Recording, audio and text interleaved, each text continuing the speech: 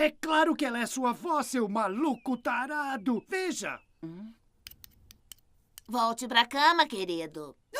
O episódio começa com o grupo no espaço, vendo uma supernova explodir, e Bender diz que quem perder isso vai se arrepender para o resto da vida. E então ele pede para que Fry faça pipoca.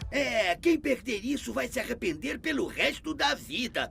Ô, Fry, dá pra fazer uma pipoquinha? Tudo bem.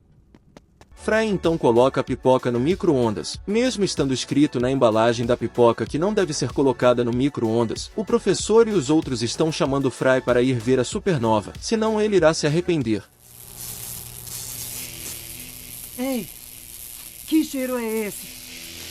Fry, vem logo aqui, vai começar. A supernova então explode e danifica parte da nave. E enquanto isso, por causa do Fry ter colocado a pipoca no micro-ondas, faz danificar outra parte da nave. E então todos são levados ao passado sem perceber. 21 de setembro de 3002. O professor percebe que a camada de ozônio está diferente, e Lila relata que também percebeu que a Terra está sem trânsito espacial por algum motivo, e para completar, a nave está sem posicionamento global, ou seja, estão com problemas na navegação, os fazendo perder o controle da nave. Não temos sinal de posição global, a navegação está falhando. Nós vamos bater. Não se eu puder evitar. Oh, eu acho que não posso. Lila então pede para todos colocarem os cintos, mas Bender diz que isso mais tira vidas do que salva, fazendo Bender ser arremessado depois do pouso forçado. Essas coisas acabam com mais vidas do que salvam.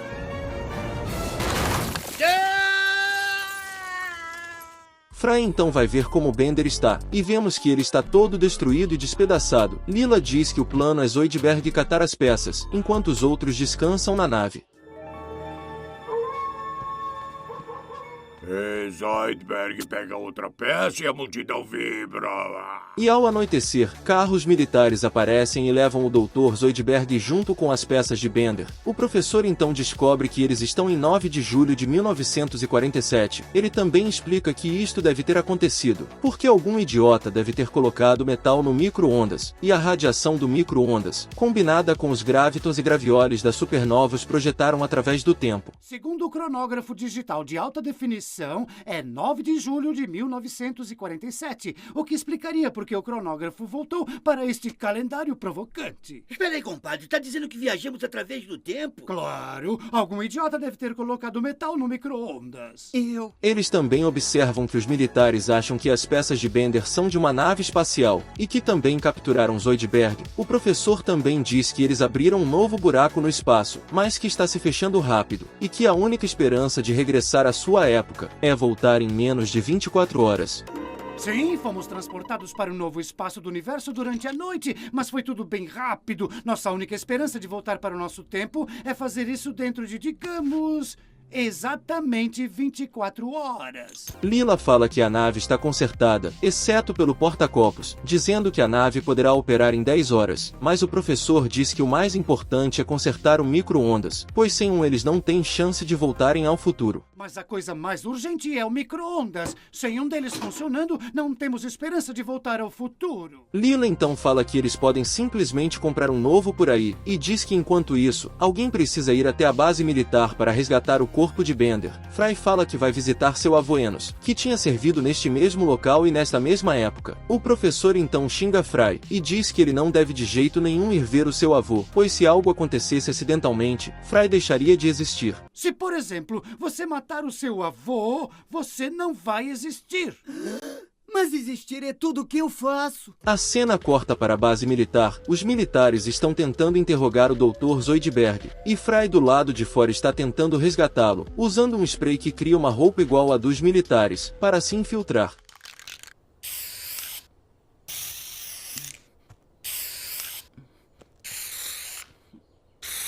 Fry então encontra seu avô, usando os olhos de Bender como binóculo, e ele acaba jogando seu avô longe, pois achava que um jipe iria o atropelá-lo. Porém o jipe estava devagar e tinha dobrado para outra rua. Aquele jipe vai atropelar ele e eu não vou mais existir. Fry então diz que esse local é muito perigoso e sai com seu avô, porém sem perceber, ambos estavam indo para um campo de minas, que acabam explodindo perto deles. Não dá tempo, corre, vai ficar seguro. Perímetro de bombas, antigo campo minado. Ai, meu Deus. Ai, o que é isso? Ai, socorro, eu quero sair daqui. A cena corta e Zoidberg continua sendo testado pelos militares. Eles então dão alguns tipos de comida para Zoidberg, para ver o que ele come, como ele come e se ele come. E após verem uma cena horrenda dele comendo tudo de uma forma super nojenta, os militares dizem que vão chamar o presidente.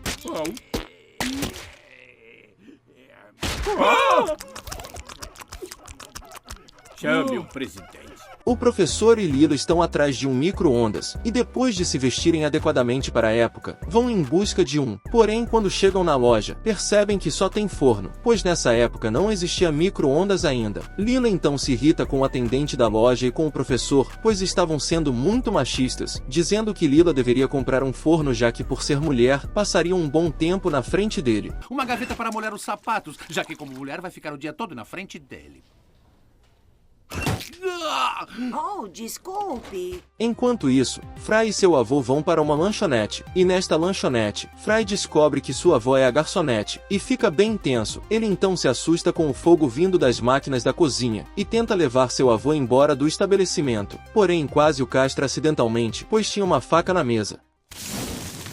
Fogo! Cuidado!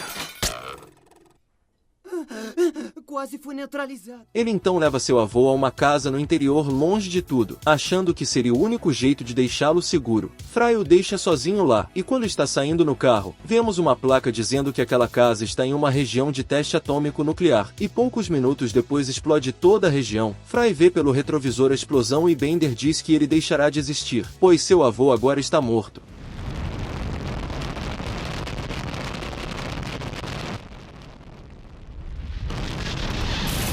A cena corta e vemos o professor e Lila na mesma lanchonete que a avó de Fry trabalha. E vemos também que os dois estão com dificuldades a se adaptar a este período temporal. Lila então diz que enquanto estiverem sem um micro-ondas, eles estão presos neste tempo. Ah, meu Deus! Vamos ter que suportar a música horrível de Big Bopper e depois a tragédia terrível de sua morte. Lila então observa que o exército tem uma antena de radar de micro-ondas em sua base e que eles deveriam roubá-la, mas o professor diz que não, pois isso alteraria a história e que, acima de tudo, eles deveriam preservar o passado exatamente como for. Fry então chega na lanchonete junto com a cabeça de Bender, dizendo ao professor e a Lila que matou seu avô Enos. Bem, matei o meu avô. O quê? Espere, você matou o seu avô? Por que você ainda existe? Ah, sei lá, talvez Deus me ame.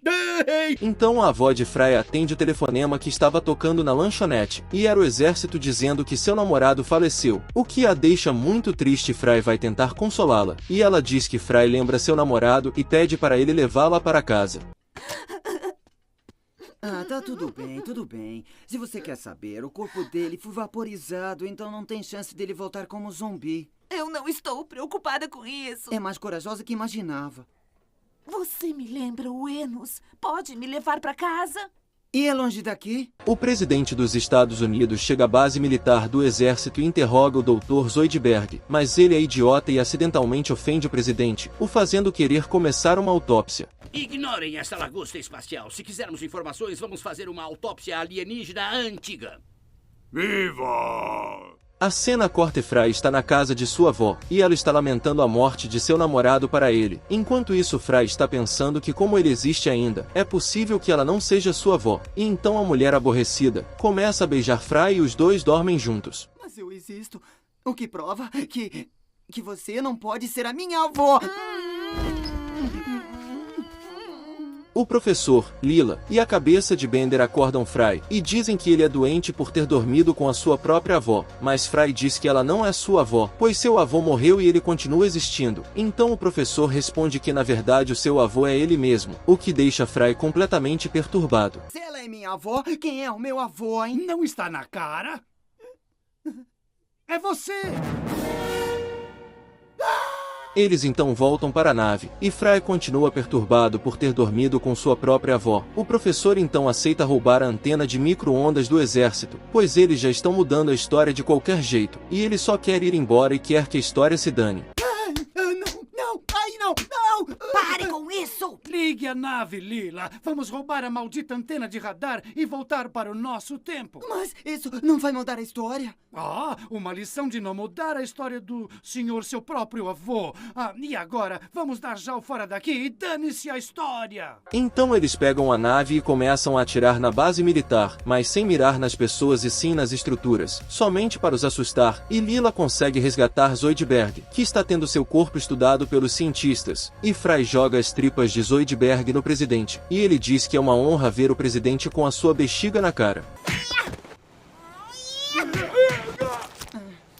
Toma isso, senhor presidente! Isso! E após conseguirem voltar para o futuro, Fry fica triste por terem deixado Bender para trás, dizendo que ele deve estar se sentindo muito sozinho estando tanto tempo no passado. Fry então tem a ideia de ir aonde era a base, mas no tempo atual. Coitado do Bender. Ele deve estar tão sozinho agora, preso há milhares de anos no passado. Ei, espera aí! Lila e o professor vão juntos e levam um rastreador de metal e uma pá para procurá-lo, e por sorte conseguem encontrá-lo. Fry então pergunta como ele estava se sentindo depois de ficar mais de 1000 anos enterrado, e Bender diz que estava se divertindo até eles chegarem. Alguma coisa? Não. Espera. Está vivo. Então o professor diz que tudo voltou a ser como era antes, e que se a história não se importa que o degenerado Fry seja seu próprio avô, e quem são eles para julgar, assim encerrando o episódio. É isso aí, maninho!